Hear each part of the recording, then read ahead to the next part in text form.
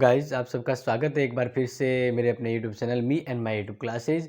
और जैसे कि आप सभी कंटिन्यू अपने इस वीडियो को और इस चैनल को देख रहे हैं, तो आप सबका इसके लिए बहुत बहुत धन्यवाद। और जिस तरह से आप इस चैनल को सपोर्ट कर रहे हैं, इसके लिए बहुत बहुत धन्यवाद। और देखिए, जैसे कि मैं इसी एक नया वीडियो लेके आया हूँ, तो वो है भारतीय संविधान की विशेषताएँ।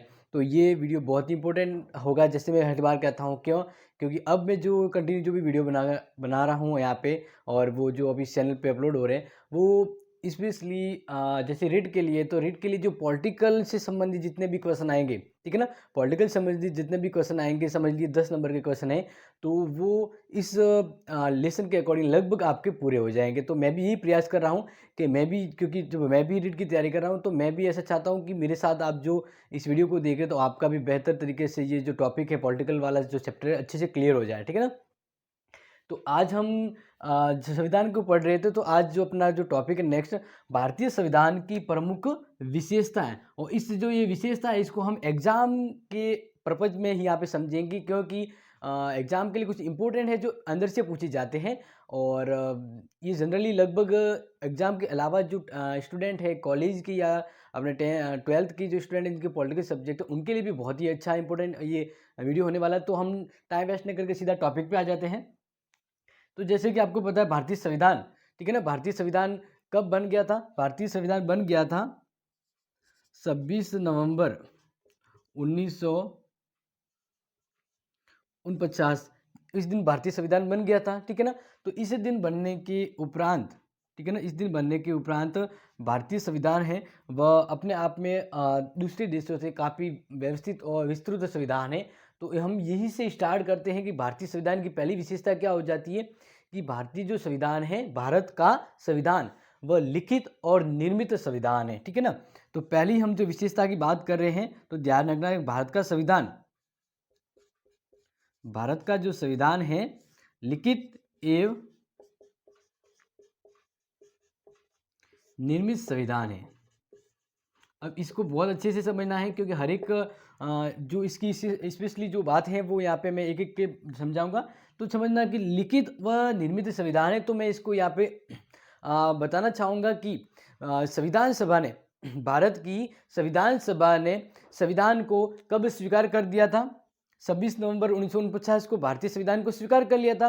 तो अब इसी दिन से, ठीक है ना, इसी दिन से आपने सुना होगा भारतीय संविधान की जो प्रस्तावना में, जैसे मैंने अपना जो फर्स्ट इससे जस्ट वाला वीडियो था उसमें बताया था कि इस दिन जो संविधान को अधिनियमित, आत्मसमर्पित और अंगीकृत किया गया था, यानी स्वीकार कर दिया गया था इस दिन भारतीय संविधान को। और इसी के साथ जो संविधान सभा थी उसको ही अंतिम रूप में संसद का रूप दे दिया गया था। तो इस वजह से उसके उपरांत ध्यान रखना है कि संक्रमणकारी उपबंधों को, यानी जब ये तो आपको पता होगा कि पूरा जो देश का जो संविधान है वो पूरी रूप में कब लागू हुआ था?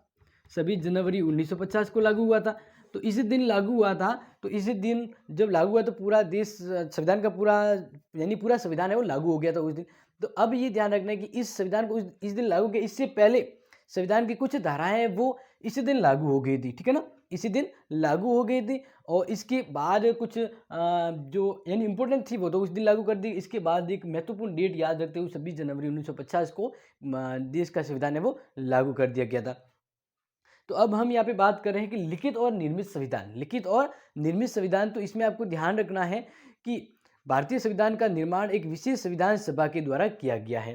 तो ये आपको स्पेशली पता होगा कि संविधान का निर्माण एक विशेष सभा यानी संविधान सभा के द्वारा, संविधान सभा के द्वारा एक विशेष सभा यानी संविधान सभा के द्वारा भारतीय संविधान है उसका निर्माण किया गया है, ठीक है ना। तो भारतीय संविधान, और ये एक देखना है कि भारतीय संविधान एक तरह से अमेरिका के समतुल्य है। लेकिन यहाँ पे आपको ध्यान रखना है कि इसके अलावा जबकि ब्रिटेन और इजराइल का हम बात करें, तो आपको जैसे मैं यहाँ पे बता रहा हूँ कि भारतीय संविधान एक तो यहाँ पे क्या विशेषता आ जाती है, लिखित, और दूसरा आ जाता है निर्मित। तो ये ध्यान रखना है कि जैसे अमेरिका का जो संविधान है, ठीक है ना, तो अमेरिका का संविधान कैसा है? लिखित है। जबकि हम बात करें ब्रिटेन और इजराइल, तो क्या ना इजराइल, तो इजराइल की जो जैसे देश की बात की तो यहाँ का जो संविधान क्या अलिखित है, क्या है अलिखित है। तो ये आपको ध्यान रखना। तो इस तरह से भारतीय संविधान है वह अमेरिका के क्या है, समकक्ष है, अमेरिका के समकक्ष है। ये तो समझ आ गया क्यों, क्योंकि भारतीय संविधान को एक विशेष संविधान सभा के द्वारा निर्मित यानी इसको संविधान को बनाया है, लिखा गया है, जिसमें प्रारूप समिति ने इसका खाका तैयार किया था, प्रारूप तैयार किया था। तो इसलिए इस तरह से जो भारत का संविधान है वो अमेरिका की तरह लिखित संविधान है, जबकि ब्रिटेन और इजराइल की तरह अलिखित नहीं है। तो पहले यहाँ पे लिखित संविधान आ जाए। दूसरा यहाँ पे बात करें निर्मित संविधान, तो लिखित संविधान स्पष्ट रूप होता है। लिखित संविधान का एक क्या होता है कि स्पष्ट होता है, एक क्लियर होता है, एक दस्तावेज के रूप में उपलब्ध होता है, ठीक है ना, जिससे संविधान की व्याख्या अत्यंत सरलतापूर्वक की जाए। और निर्मित का मतलब ये है कि संविधान को निर्मित किया गया है। निर्मित करने का मतलब है अलग अलग देशों के विचार है वो भारतीय संविधान में समावेश किए गए, विभिन्न देशों के विचारों को इस संविधान में शामिल किया गया। और इसी तरह से संविधान सभा के अंदर जो प्रतिनिधि बैठे थे उन प्रतिनिधियों के विचारों को इस संविधान में शामिल किया गया। तो इस तरह से निर्मित है। तो सबसे इम्पोर्टेंट ध्यान रखना, भारत का जो संविधान है वो लिखित और निर्मित संविधान है, लिखित और निर्मित संविधान है। इसके अलावा एक और व्यवस्था आती है अन्य कि सबसे बड़ा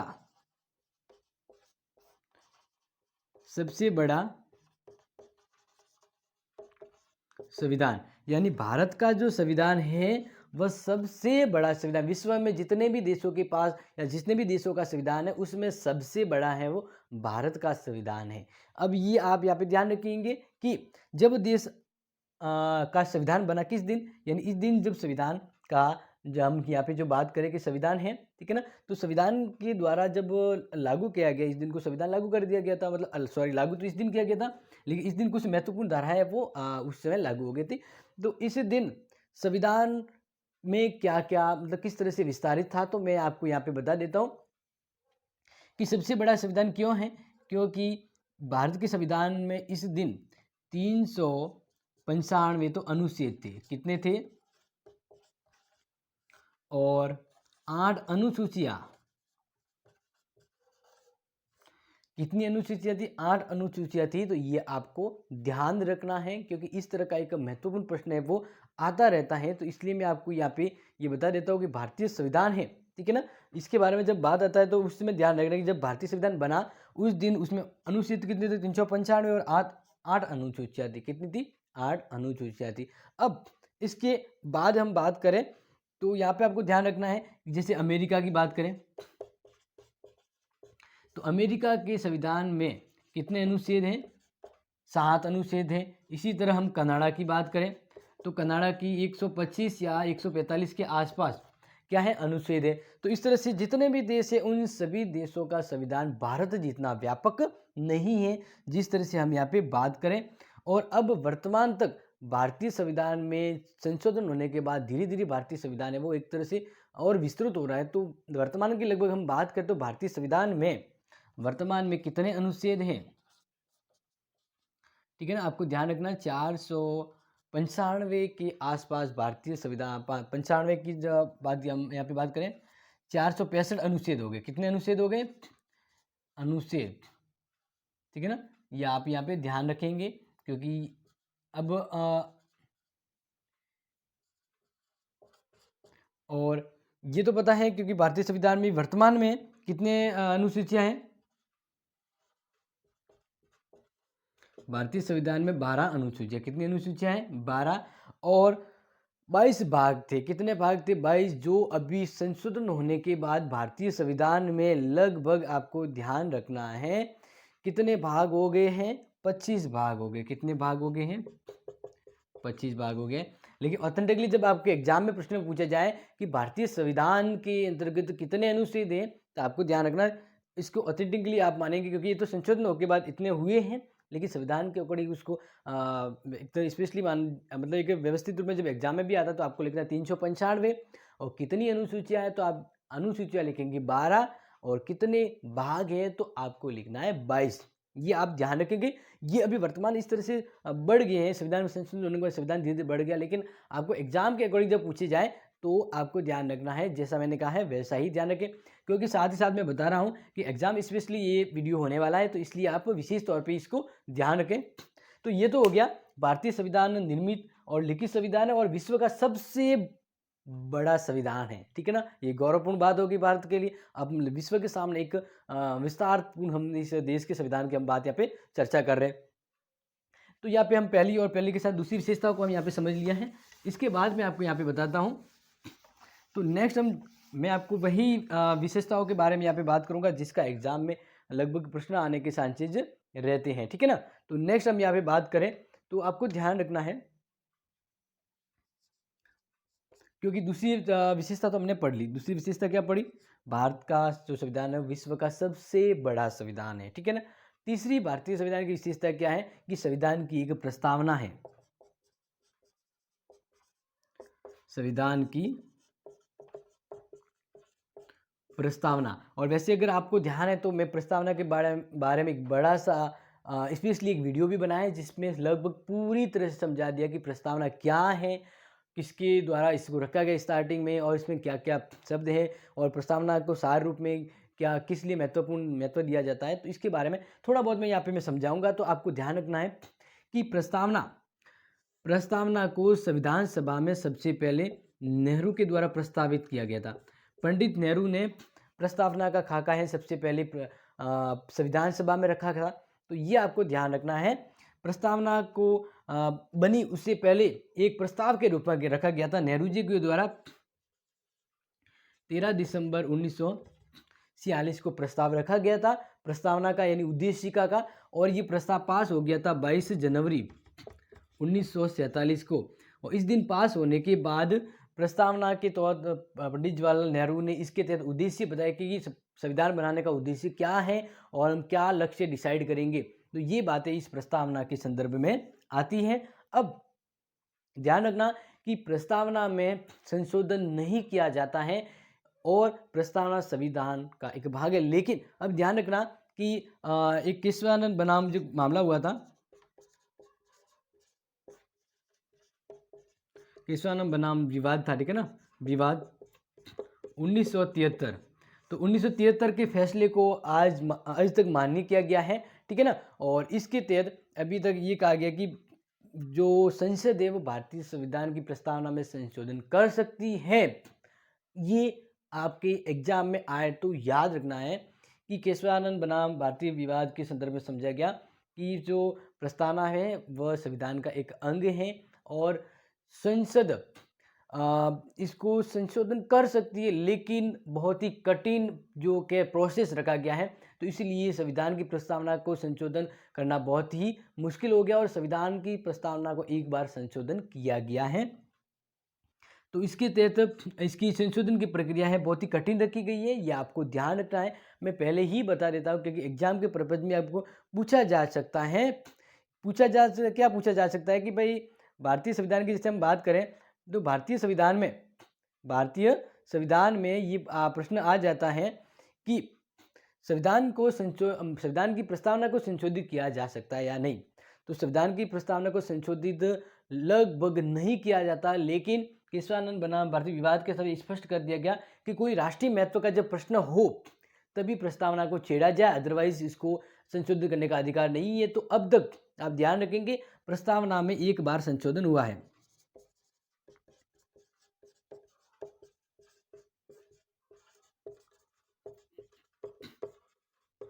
प्रस्तावना में एक बार संशोधन हुआ है और वह एक बार कब हुआ है तो आपको ध्यान रखना है 42वां संविधान संशोधन 1976। ये डेट आपको ध्यान रखनी है क्योंकि ये एक तरह से एक प्रश्न आता है कि भाई लघु संविधान या एक संविधान का लघु रूप किसे कहते हैं। तो ध्यान रखना जो 42वां संविधान संशोधन हुआ था बहुत ही बड़े स्तर पर हुआ था, यानी इसमें लगभग आधे से कम लेकिन आधे के आसपास इस संविधान का संशोधन यानी इसमें इतना बड़ा संशोधन किया गया था। तो इसको एक तरह से एक उपनाम दिया जाता है। तो ध्यान रखना 42वें संविधान संशोधन के तहत संविधान में कुछ संशोधन किया और 3 शब्द जोड़े गए थे। जोड़ा गया था समाजवाद, ठीक है ना। कौन जोड़ा गया? समाजवाद, धर्मनिरपेक्षता और एक जोड़ा गया था अखंडता। ठीक है ना। तो इस तरह से भारतीय संविधान में प्रस्तावना का एक विशेष महत्व क्यों है कि एक बार ध्यान रखना कि भारतीय संविधान में कभी भी किसी भी विषय या किसी शब्द को लेकर गतिरोध हो जाए तो उसकी समस्या का समाधान प्रस्तावना से ढूंढा जाता है। और प्रस्तावना है वो संविधान की भूमिका बताती है, संविधान के उद्देश्य यहाँ से स्पष्ट होते हैं और संविधान को समझना है कि संविधान के लक्ष्य क्या है तो प्रस्तावना से हमें स्पष्ट हो जाता है। तो इसलिए प्रस्तावना भारतीय संविधान का एक परिचय हो जाता है और जब भी संविधान के संदर्भ में कुछ अस्पष्टता हो तो उसकी व्याख्या है वो प्रस्तावना के माध्यम से होती है। तो इसलिए भारतीय संविधान की प्रस्तावना अपने आप में एक महत्वपूर्ण आयाम है वो यहाँ पे साबित होती है। तो इस तरह से आप समझ गए होंगे ये भारतीय संविधान की तीसरी विशेषता जो मैंने आपको बताई।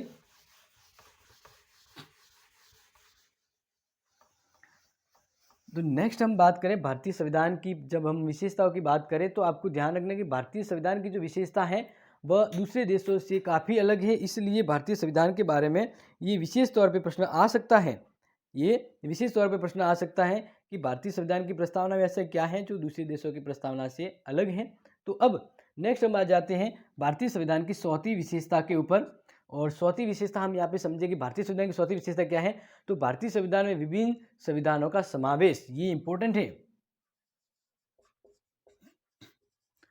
भारतीय संविधान में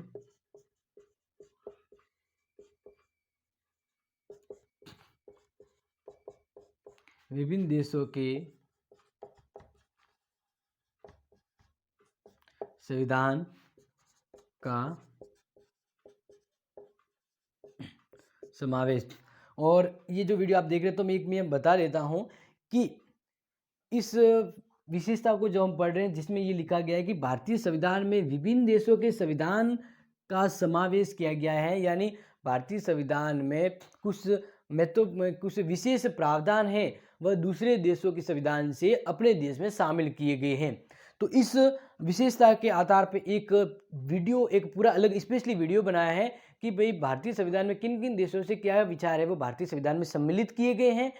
और इस पर मैंने एक पूरा वीडियो बनाया, तो आप इस चैनल पे आप सर्च कर सकते हैं, आप इस चैनल पे ढूंढ सकेंगे, यानी me and my YouTube channel पे आपको भारतीय संविधान में किन किन देशों से क्या क्या शामिल किया गया है उस बारे में पूरी जानकारी है वो आपको मिल जाएगी। ठीक है ना। तो अब थोड़ा सा मैं आपको यहाँ पे समझा देता हूँ कि भारतीय संविधान में विभिन्न देशों से कुछ महत्वपूर्ण बातें हैं वो शामिल की गई है। तो ध्यान रखना ये एक बहुत इंपॉर्टेंट हो जाता है। क्यों?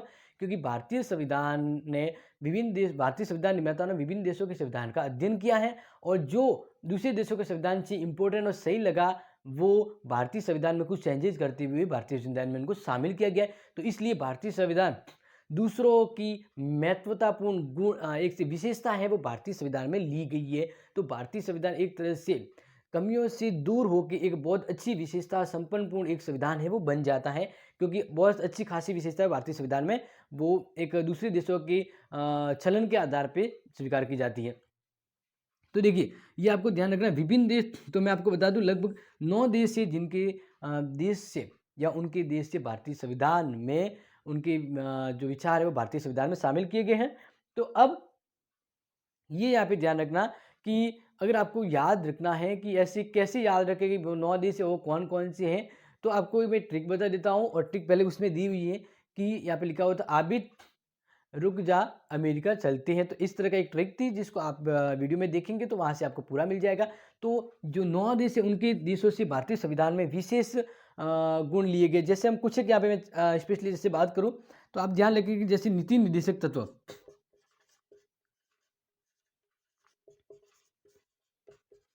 तो कहाँ से लिए गए?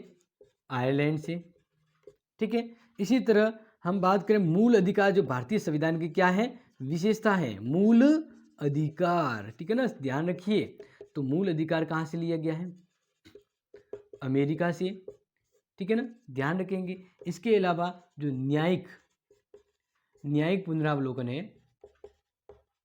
वो भी, और स्वतंत्र न्यायपालिका,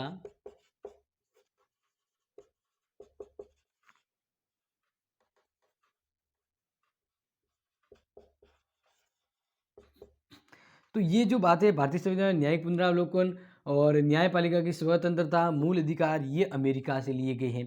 अमेरिका के संविधान से भारतीय संविधान में शामिल किए गए। इसके अलावा हम बात करें ब्रिटेन की, तो ब्रिटेन के संविधान में ब्रिटेन के संविधान की क्या विशेषता या क्या हम कह सकते हैं कि उनके संविधान से क्या भारतीय संविधान में शामिल किया गया है।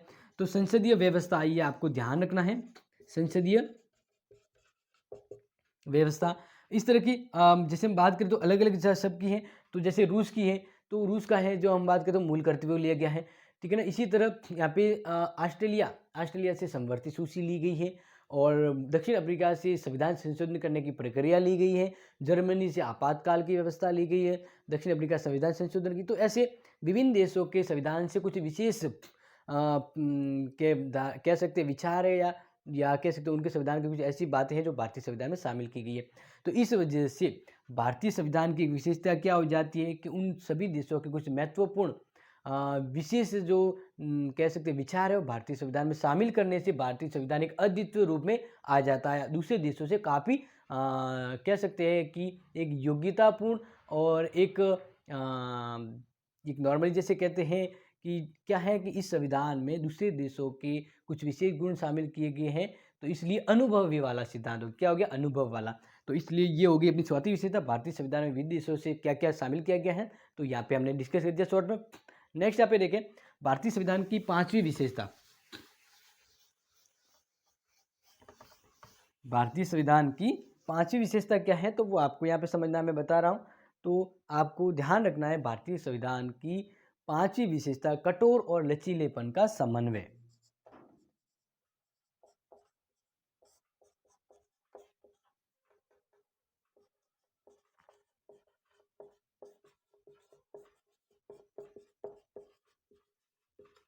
ये आप ध्यान रखिए, मैं यहाँ पे ये बता रहा हूँ भारतीय संविधान की विशेषता। तो मेरे हिसाब से ये एक बहुत ही इम्पोर्टेंट भारतीय संविधान की विशेषता और इसके संबंध में प्रश्न आता है।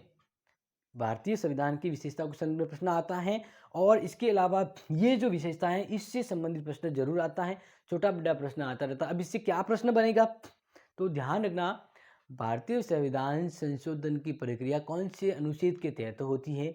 तो आप ध्यान रखें अनुच्छेद 368, अनुच्छेद 368 के तहत भारतीय संविधान के द्वारा संविधान संशोधन की प्रक्रिया वो अपनाई गई। तो अब वो तो अब मैं यहाँ पे अभी बाद में बताऊंगा, पहले आप ये समझ लीजिए कि भारतीय संविधान को कठोर और लचीलेपन का समन्वय क्यों कहते हैं। यानी भारतीय संविधान कठोर है और एकदम लचीला है कि आप कहिए और क्या करना है। तो इस तरह से दो रूप, जैसे भी मैंने बताया ना कि भारतीय संविधान एक तो कठोर है, ऐसे मतलब उसका बिहेव क्या है, एकदम कठोरता की तरफ बिहेव करता है और कभी ऐसा लगता है कि बहुत ही उदारतापूर्ण स्वभाव है उसका। तो इसका रीजन क्या है कि भारतीय संविधान है वह समय के अकॉर्डिंग खुद में परिवर्तन करता है। अब जैसे देखिए भारतीय संविधान कब बना था, 26 नवंबर 1949 को बना था। तब से लेके अब तक भारतीय संविधान का वही महत्व है जो उस दिन था। इसके अलावा आज और भी संविधान का महत्व बढ़ गया है। तो अगर संविधान समय के अकॉर्डिंग खुद में परिवर्तन नहीं करता तो उसका मूल्य खत्म हो जाता। क्योंकि आपने देखा होगा समाज उस समय समाज कैसा था और आज कैसा है। अगर समाज के लोग समय के अनुसार नहीं बदलते तो उस समाज की उस व्यवस्था की वैल्यू खत्म हो जाती थी।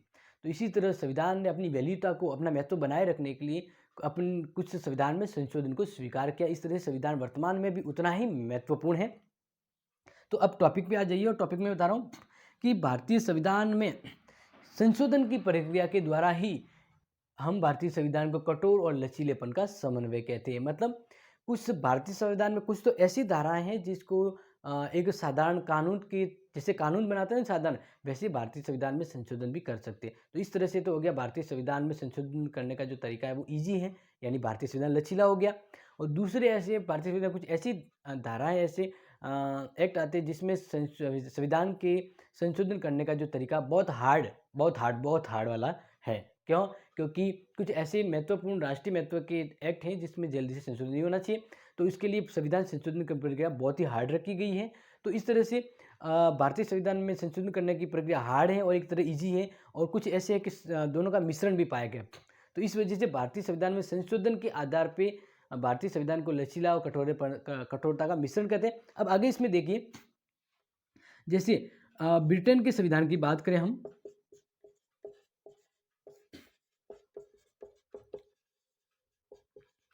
तो ब्रिटेन के संविधान में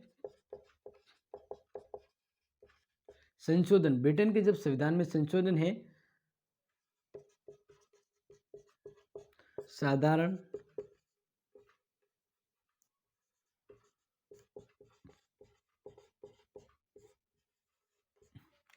कानून निर्माण,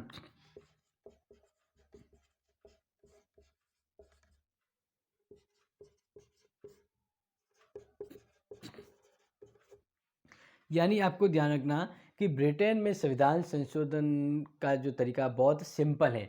जैसे अपने भारत में एक कानून बनाते हैं नॉर्मल थी, तो साधारण बहुमत से कानून होता है, तो वैसे ही ब्रिटेन में संविधान संशोधन का जो तरीका है वो विश्व में सबसे इजी संशोधन होता है। यानी ब्रिटेन के संविधान में संशोधन है वह सबसे सरलतम तरीका है जो ब्रिटेन में संविधान में संशोधन होता है। यानी साधारण बहुमत के द्वारा कोई कानून बनाता है, वैसे ही उनके संविधान में संशोधन भी किया जाता है। तो भारतीय संविधान में ब्रिटेन की भी विशेषता ग्रहण की है, यानी संविधान संशोधन करने का सबसे सिंपल तरीका ब्रिटेन का है, तो वह गुण भी भारतीय संविधान में शामिल किए गए हैं। ठीक है ना। तो भारतीय संविधान में ब्रिटेन में संविधान संशोधन करने का जो तरीका है साधारण बहुमत की तरह, तो वो तरीका भी भारतीय संविधान में शामिल किया गया है। तो इस तरह से तो भारतीय संविधान हो गया लचीला। ठीक है ना। और बात करें अमेरिका की, तो अमेरिका के संविधान में संशोधन करने की जो प्रक्रिया बहुत ही हार्ड है। यानी अमेरिका के संविधान संशोधन करने का जो तरीका बहुत ही कठोर है, क्योंकि बहुत ही अमेरिका के संविधान में संशोधन करना इतना इजी नहीं है जितना ब्रिटेन की तरह है। तो भारतीय संविधान में अमेरिका के संविधान संशोधन का एक तरीका ये भी अपनाया गया कि कुछ ऐसी धाराएं भारतीय संविधान में जिसको संशोधन करने की जो प्रक्रिया बहुत हार्ड है।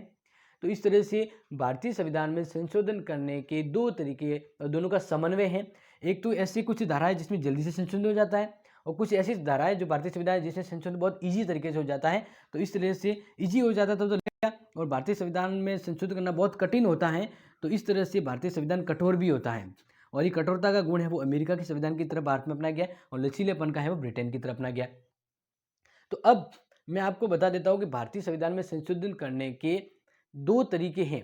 ठीक है ना। हम यहाँ पे जस्ट बात करें, क्योंकि मैंने आपको पहले ही कहा था कि ये वीडियो बड़ा सा हो जाता, लेकिन आपको एग्जाम स्पेशली अगर वीडियो में बना रहा हूँ तो आपका इससे संबंधित कोई क्वेश्चन है वो बाहर नहीं रहना चाहिए। सबसे इंपॉर्टेंट तो क्या होता है, क्वेश्चन है वो कोई बाहर नहीं रहना चाहिए। तो अब यहाँ पे बात करें तो मैं आपको बता देता हूँ कि अनुच्छेद 368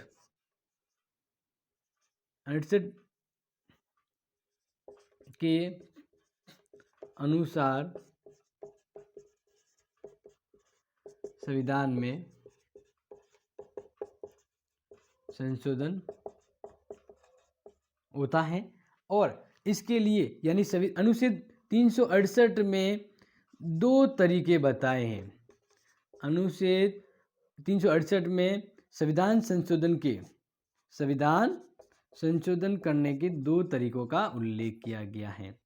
तो ये ध्यान रखना कि मैं आप ही स्पेशली ये बता रहा हूँ कि अनुच्छेद 368 में तो संविधान संशोधन के कितने तरीके का उल्लेख किया गया है, 3, लेकिन वर्तमान में एक और तरीका प्रचलन में आ गया है। तो वर्तमान में 3 तरीके से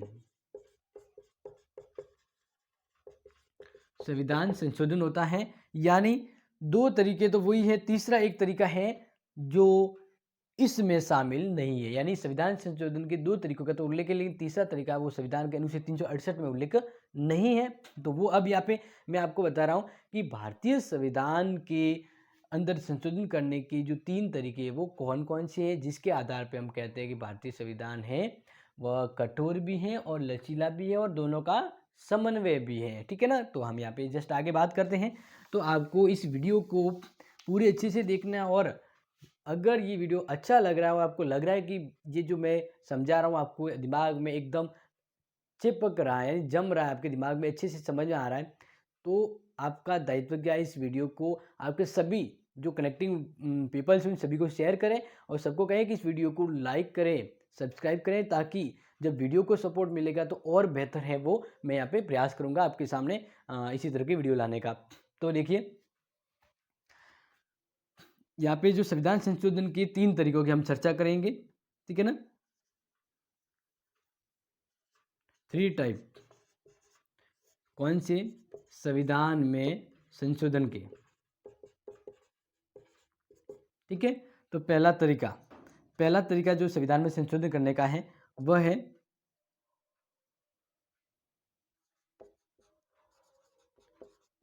साधारण बहुमत के द्वारा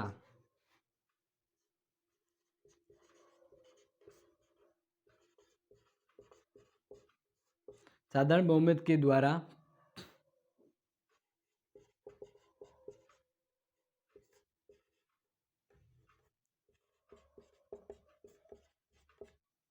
साधारण बहुमत के द्वारा प्रस्ताव पास हो जाने पर राष्ट्रपति के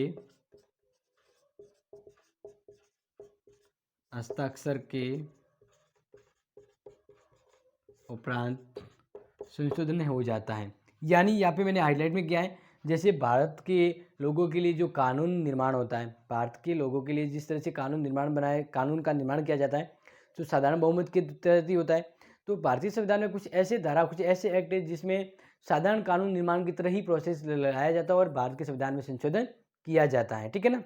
तो ये सबसे ईजी वाला तरीका है और इस तरह भारत के संविधान में सिंपल तरीके से संशोधन है वो हो जाता है। तो ये तो हो गया सबसे सिंपल तरीका, और ये तरीका भारतीय संविधान की अनुच्छेद 368 में वर्णन नहीं किया गया है। जैसे मैंने कहा था ना कि अनुच्छेद 368 में संविधान संशोधन के 2 तरीके अपनाए गए हैं, ठीक है ना। एक तो लचीला है और एक बहुत ही कठोर है, तो फिर दोनों का समन्वय भी है। लेकिन ये तीसरा या जो फर्स्ट ये जो मैं तरीका बताया ये अनुच्छेद 368 में वर्णन नहीं किया गया है। तो आपको ध्यान रखना, जैसे लोकसभा और राज्यसभा के दोनों के द्वारा साधारण बहुमत से कानून बनता है, ये कानून निर्माण किया जाता है, वैसे ही संविधान की कुछ ऐसी धारा जिसमें साधारण बहुमत से भी संशोधन हो जाता है, ठीक है ना। तो अब ध्यान रखना, जैसे ये लोकसभा है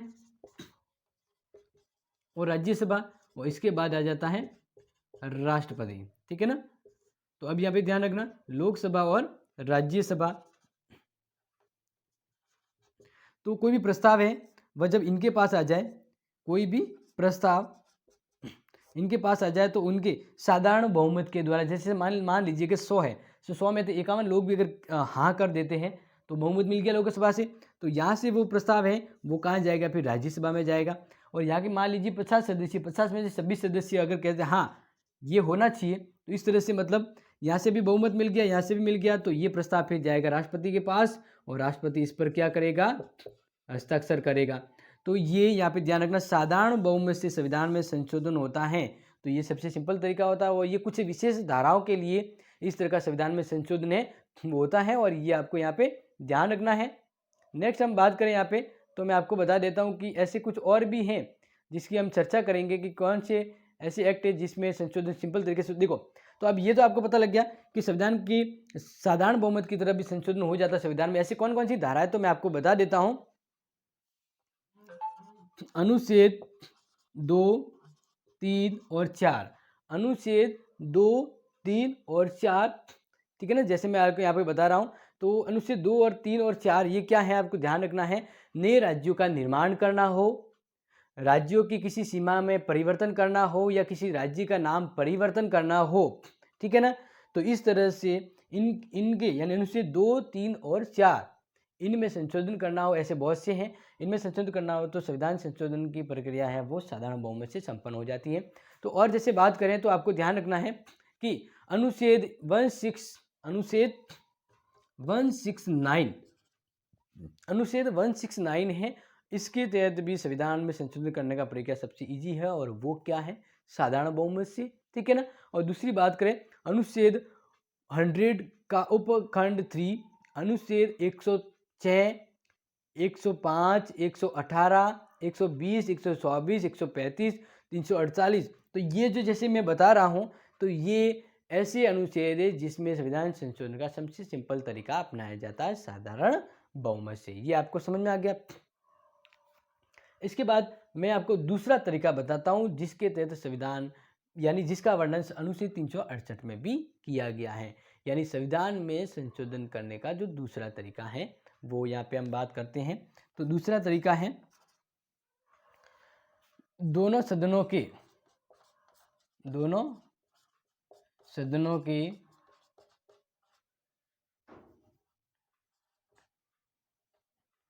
2/3 बहुमत एवं उपस्थित व मतदान में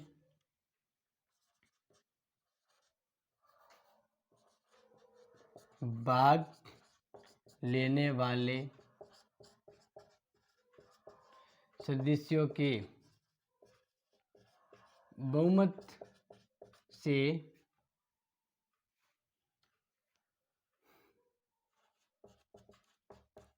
प्रस्ताव पास।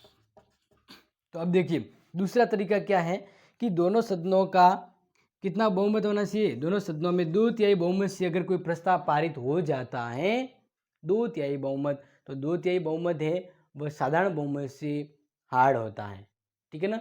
जैसे मान लीजिए 9 सदस्य हैं, तो 9 में से 6 सदस्य अगर कहें कि हाँ संविधान में संशोधन कर लीजिए तो संशोधन हो जाएगा। इस तरह से लोकसभा में 2/3 बहुमत, राज्यसभा में प्रस्ताव 2/3 बहुमत से पास हो जाए, और इस तरह से वहाँ उस लोकसभा राज्यसभा उपस्थित जो सदस्य हैं उनका भी बहुमत होना जरूरी है उसमें। अगर वे भी बहुमत में शामिल हो जाते तब राष्ट्रपति इन प्रस्ताव के पास होने के बाद साइन कर देगा। तो ये हो गया साधारण बहुमत के अलग, जो संविधान में भी वर्णित किया गया है कि दोनों सदनों के 2/3 बहुमत से और उपस्थित मतदान सदस्य जो भाग ले उनके बहुमत से प्रस्ताव पास हो जाता है। तो ये तरीका हो जाता है दूसरा संविधान में संशोधन का। समझ में आ गया। अब यहाँ पे आप ध्यान रखना कि इसके तहत है वो कौन सी कुछ धारा है जिसमें संशोधन हो जाता है, तो वो मैं आपको यहाँ पे बता देता हूँ। तो नेक्स्ट इसमें ध्यान रखना है कि ये जो तरीका है कि भाई 2/3 बहुमत से संविधान किसी भी भाग में संशोधन हो जाए, तो नहीं, इसके लिए भी यहाँ पे मैं एग्जांपल बता देता हूँ कि जो संविधान में वर्णित किया गया ये 2/3 बहुमत और उपस्थित सदस्यों के बहुमत से प्रस्ताव पारित हो जाता है। तो इसके लिए संविधान का भाग 3 और 4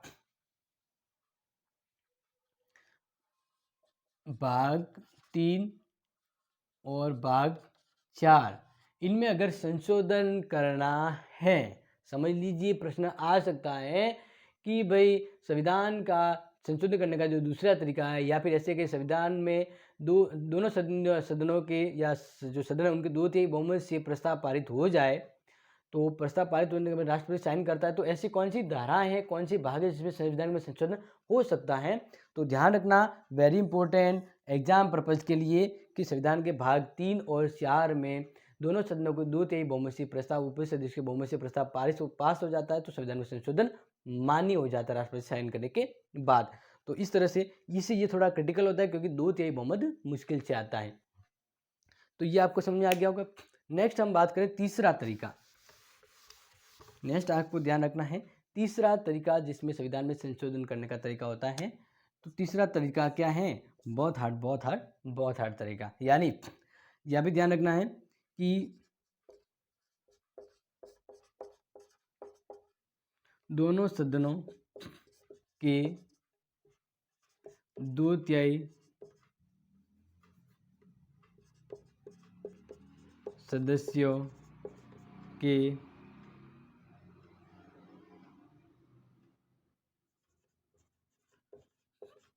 बहुमत प्रस्ताव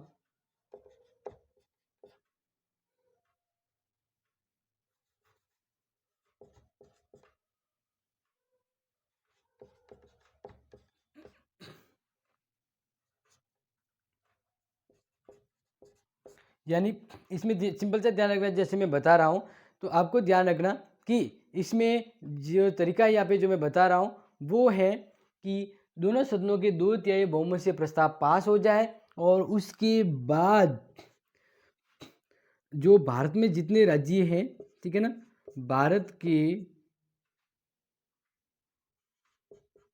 जितने भी राज्य उनके आधे राज्यों के विधान मंडलों द्वारा अनुमोदन मतलब स्वीकृति।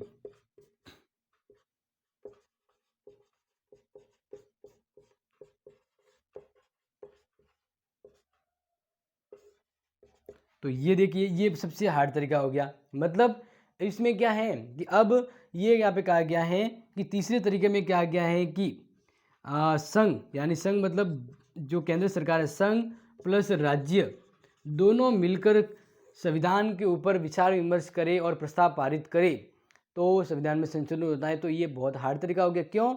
क्योंकि इसमें दोनों सदनों यानी लोकसभा और राज्यसभा से कोई भी प्रस्ताव है दोनों सदनों से अलग अलग 2/3 बहुमत से पास हो जाने के बाद उसको सभी राज्यों के पास भेजा जाता है। जितने भी राज्य हैं उनके, जैसे मान लीजिए अगर 10 राज्य हैं तो 10 में से 6 राज्य अगर कहे हाँ आप इस संविधान में संशोधन कर सकते हैं इस धारा में, यानी भी अपनी स्वीकृति देते हैं, आधे से अधिक राज्य की स्वीकृति दे देते हैं तो संविधान की उस धारा में संशोधन हो जाता है।